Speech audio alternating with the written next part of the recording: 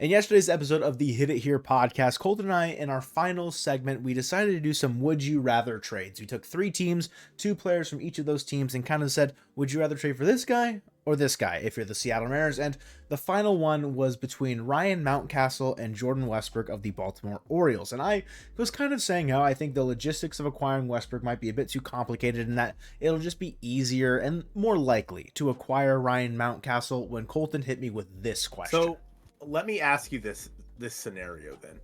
Would you rather trade for Ryan Mountcastle or re-sign Justin Turner / Carlos Santana and then try to get Westburg instead?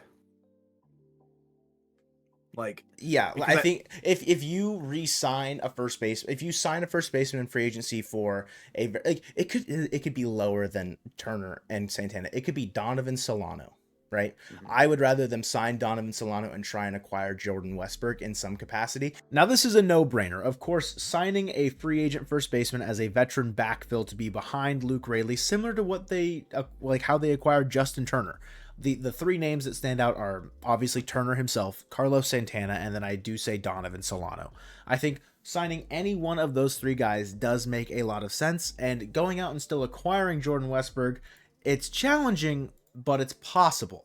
And looking through each of Turner, Santana, and Solano's stats here, in the entirety of 2024, Turner played in 139 games and put up a 114 WRC+. He had a slugging of 383 over the entire season, but he actually had a pretty solid year, second half with Seattle. In 48 games, he slashed 264, 363, had a 403 slug with a 766 OPS, good for a 128 OPS+.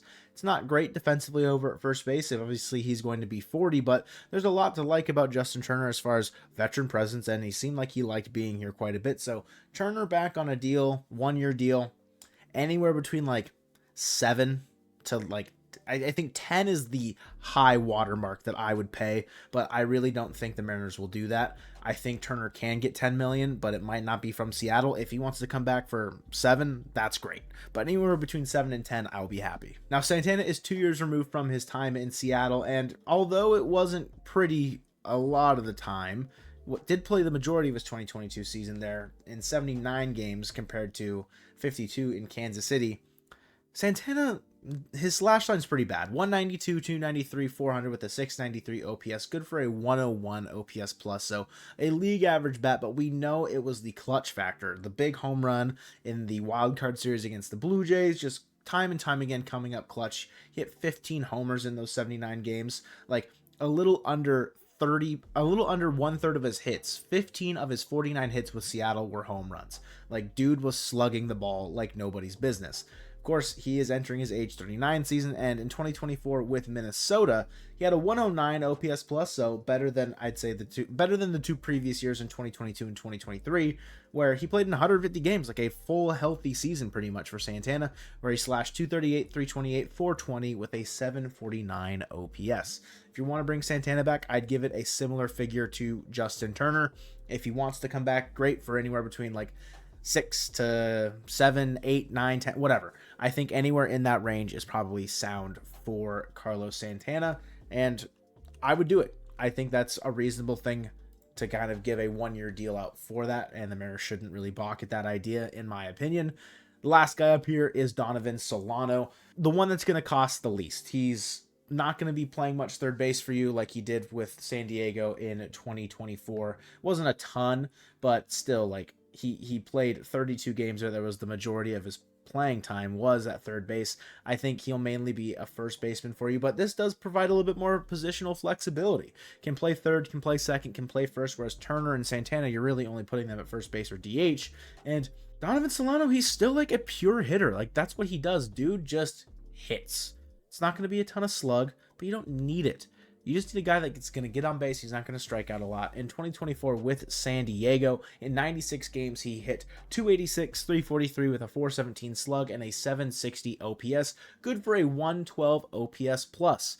He's entering his age 37 season. So again, if you get 100 games out of him with an OPS plus anywhere above like around like 105, 110, a 1 year, $3 to $4 million deal for Donovan Solano is very, very doable for this Mariners front office. And I think it's something that they should consider if they're really going to only operate with around like 15 to 20 million as far as like spreading out the rest of this offseason goes for filling out this roster. Donovan Solano could be an option.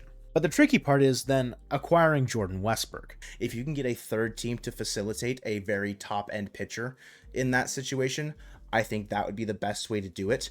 I think back to like Ty's trade deadline where he had a Pittsburgh Pirates starting pitcher prospect going to, I can't remember what team, but it was to help facilitate the Luis Robert trade.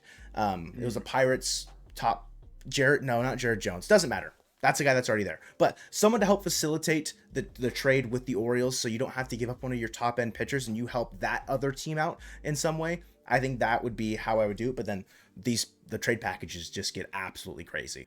I think, and it's going to be kind of confusing, but stay with me here for a second. Facilitating a 3-team deal or 3-team trade for Westburg going to Seattle, I think that's the easiest way to do it because obviously the Mariners don't want to trade their good young starting pitching. What is it going to cost to get Jordan Westburg? A pretty good, pretty young, controllable starting pitcher. If you're looking at giving up, say, 3 to 4 prospects, none within really the top 10, I think you're going to be very, very okay with that so long as things kind of make sense. And I know that's not necessarily how a trade for getting a guy that you're going to have club control over until 2030 really works. But getting Jordan Westburg to Seattle, it's a very, very high ask. I think that's just the hardest part about roster building this offseason. Like, because we love roster building. But the hard part is like, it's probably going to be easier to go out and sign a first baseman, just knowing the guys that are out there already that know you and probably wouldn't mind coming back here. Justin Turner and Carlos Santana both had fine like careers in Seattle, and like why, like they know the team, they know the players, and honestly, I'm sure the Mariners would love to have them back, and they're not going to cost a lot. So it's like the fine line between, and you already have Luke Raley as well. Like first base is so much, I guess in my head, less of a concern that I'm willing to go out and get the other positions. I think that obviously, like, we'd rather upgrade at those other positions, but I think that I'm willing to sacrifice a little bit at first base if it means fixing second and third. Sure. But there's just so many different moving parts this offseason. We don't even know if they're going to decline Polo's option. Like, we're pretty sure, but we don't know that. Mm-hmm. We don't know that's going to happen. And so it's like, moving forward, how do you look at this team and say, oh, well, Cole Young, we don't know what's happening with his wrist now. Like, we can't say he's going to even be ready for opening day. Like, there's so many moving parts right now. Roster building this offseason feels a lot more difficult because we know they don't have a whole lot of money to play with. And we know they have multiple. This feels like there are more needs than ever in terms of positions. Like, the entire infield is a need. Colton laid it out really well there at the end, just saying how this offseason, it feels like the least amount of stability they've had in the infield, but also the least amount of wiggle room to play with. It's going to be a tough offseason to try and figure out and navigate how the Mariners will ultimately put together the 2025 opening day roster. But I appreciate you guys checking out this video. If you haven't checked out the podcast from yesterday, I please would appreciate it if you guys would check out that one. It's on your screen right now. Again, thanks for watching, and go Mariners.